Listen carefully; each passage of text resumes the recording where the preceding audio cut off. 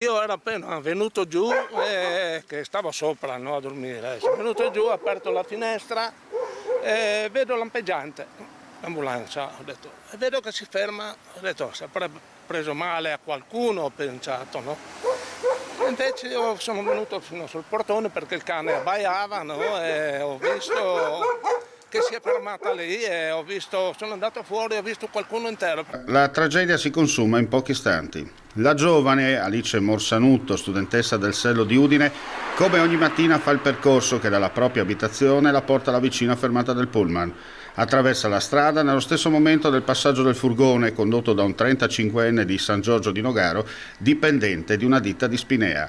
L'impatto è inevitabile. Alice viene caricata sul vano motore e catapultata a circa una decina di metri dal punto della collisione.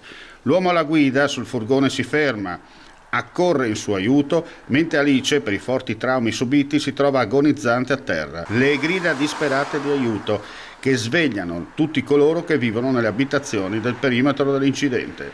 La chiamata urgente alla Sores e la tranquillità viene squarciata dal suono sinistro delle sirene dei carabinieri, ambulanza e vigili del fuoco.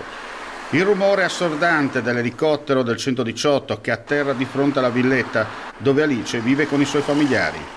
Il fratello gemello Lorenzo da poco salito sulla corriera per raggiungere la scuola. Il papà si precipita di corsa per capire cosa è accaduto e davanti a lui appare una scena straziante, sua figlia a terra in un lago di sangue che spira pochi istanti dopo. Il drammatico racconto di un testimone. La bambina stamattina ho detto questa qua è morta perché ho trovato una scarpa nel giardino di là, una sul tetto là di sopra, sul tetto è andata a finirla.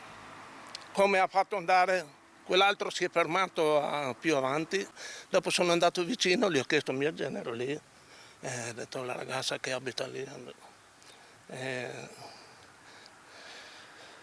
Purtroppo è grave, aveva nome come mia nipote.